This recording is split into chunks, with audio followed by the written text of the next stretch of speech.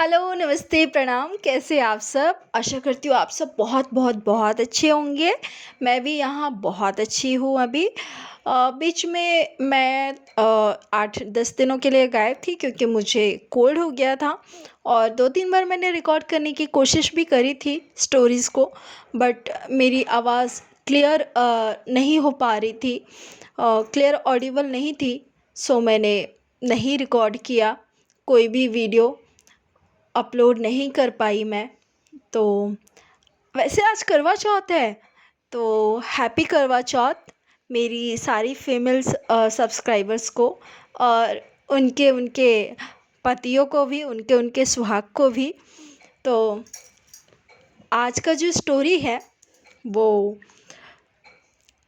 करवा चौथ पे ही आधारित स्टोरी है। तो चलिए फटाफट स्टोरी की तरफ चलते हैं, लेकिन इसके पहले एक पति करवा चौथ पे अपनी पत्नी को कुछ डेडिकेट कर रहा है। तो वो लाइनें, उसकी फीलिंग्स इस प्रकार हैं, थोड़ा गौर फरमाइएगा। करवा चौथ के शुभ अवसर पर मुझको तुमसे ये कहना है, जैसे तुम मुझ में रहती हो मुझको भी तुम में रहना है।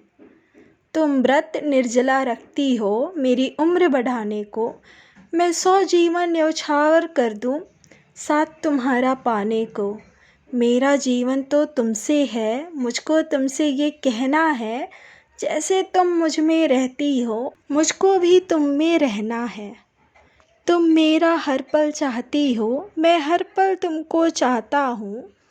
तुम जिस पल में हंसती हो मैं उस पल में जी जाता हूँ। मेरा हर पल तो तुमसे है, मुझको तुमसे ये कहना है, जैसे तुम मुझ में रहती हो मुझको भी तुम में रहना है। हाँ, हाउसवाइफ हूँ भाई, दिन भर घर में रहती हूँ और घर की पूरी जवाबदारी निभाती हूँ। फिर भी सब कहते हैं क्या करती हो दिन भर। नित्य नए व्यंजन बनाओ, पर कभी कुछ कमी निकल जाए या सब्जी में नमक कम पड़ जाए तो पतिदेव घर सर पर उठा लेते हैं। क्या बात है, आजकल नमक कम डाल रही हो, थोड़ा ध्यान से बनाया करो खाना। तब मेरा खुद का सर फोड़ लूँ ऐसा लगता है। निशा, निशा, आज अभी तक नाश्ता नहीं बना? पतिदेव की आवाज़ आई। जी आई, क्या हो गया, क्यों चिल्ला रहे हैं ऐसे? निशा किचन से आते हुए बोली। अरे आज नाश्ता नहीं बना अब तक, भूख के मारे जान निकल रही है, पति बोले। आज तो करवा चौथ है ना, निशा बोली। करवा चौथ? अरे तो तुम्हारा आज व्रत है। व्रत मेरा? इस बार मेरा व्रत का मन नहीं, निशा थोड़ा ठहरते हुए बोली। पतिदेव घबरा गए, आखिर उनके जीवन का प्रश्न जुड़ा था इससे। करवा चौथ को निशा दिन भर व्रत कर हर बार तरह तरह के व्यंजन तैयार करती थी। फिर शाम को 16 श्रृंगार कर चंद्रमा का बेसब्री से इंतज़ार करती। उसके पति सौरभ भी बहुत खुश होते कि मेरी पत्नी कितनी अच्छी है, मेरे लिए व्रत कर हर जन्म में मुझे ही पाना चाहती है और मेरी लंबी आयु के लिए चंद्रमा की पूजा कर मेरे हाथ से जल ग्रहण कर व्रत को पूर्णता प्रदान करती है। पर आज उसकी बात सुन सौरभ का मन बैठने लगा। हे भगवान, मेरी रक्षा करना। तभी निशा नाश्ता बनाकर ले आई। गर्मा गर्म आलू की सब्जी और पूरियाँ देख उसके मुंह में पानी आ गया। जल्दी से डाइनिंग टेबल पर बैठकर कहा, ले आओ भाई प्लेट, बहुत ज़ोर से भूख लगी है। निशा ने मुस्कुराते हुए प्लेट रखी और कहा, हाँ मुझे भी, चलो दोनों खाते हैं, मुझे भी तो बहुत भूख लगी है। हाथ में पूरी को पकड़ सौरभ हक्का बक्का रह गया। तुम तो व्रत हो ना करवा चौथ का? इस बार तुम रह लो मेरे बदले। मैं सबके लिए व्रत करती हूँ, संतान के लिए, पति के लिए, पर मेरे लिए कौन करता है व्रत? निशा बोली। पर ये व्रत तो पत्नी ही करती है। नहीं, तुम भी कर सकते हो, क्या तुम्हें मेरी लंबी आयु नहीं चाहिए? निशा ने हंसते हुए कहा। पर अब बारी पतिदेव की थी। भूख तो बहुत लगी थी, चेहरे से पता चल रहा था, पर पत्नी की बात कलेजे में लग गई। चलो तुम खाओ, इस बार व्रत मैं करूँगा।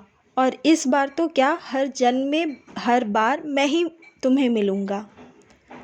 मतलब तुम्हें ही झेलूँ हर बार? निशा ने हंसते हुए कहा। चलो मैं मजाक कर रही थी, तुम करो नाश्ता। नहीं, तुमने मेरी आंखें खोल दी। तुम्हारे लिए व्रत करने वाला अब मैं हूँ। मुझे तुम्हारी लंबी उम्र चाहिए। कितना सही है जो स्त्री सबकी देखभाल करती है, घर को चलाती है, संतान और पति की लंबी आयु के लिए व्रत करती है। उसकी लंबी आयु के लिए कोई व्रत नहीं करता, पर अब मैं हर वर्ष तुम्हारे साथ व्रत करूँगा। सौरभ ने मुस्कुराते हुए निशा का हाथ अपने हाथ में लेकर कहा। तो कैसी लगी मेरी करवा चौथ स्पेशल स्टोरी? आशा करती हूँ आप सबको बहुत अच्छी लगी हो, और अच्छी लगी हो तो प्लीज़ प्रमाण के रूप में सुनते ही लाइक कीजिएगा, और ज़्यादा अच्छी लगी हो तो प्लीज़ शेयर कीजिएगा मेरी स्टोरी को, और अपने दोस्तों को सब्सक्राइब करने के लिए बोलना मत भूलिएगा प्लीज़। और अगर कुछ खामी लगी हो या मुझे कुछ करेक्शन की ज़रूरत है, या फिर आपका कोई भी सुझाव हो इस स्टोरी के ऊपर, तो आप कमेंट बॉक्स में लिख डालिए। मैं ज़रूर वो आपका कमेंट पढ़ूंगी, और जो भी मेरे को लगा मैं आपको रिप्लाई ज़रूर दूंगी। तो अभी के लिए thank you for giving me your precious time. चलिए बाय, मिलते हैं एक नई स्टोरी के साथ जल्दी ही।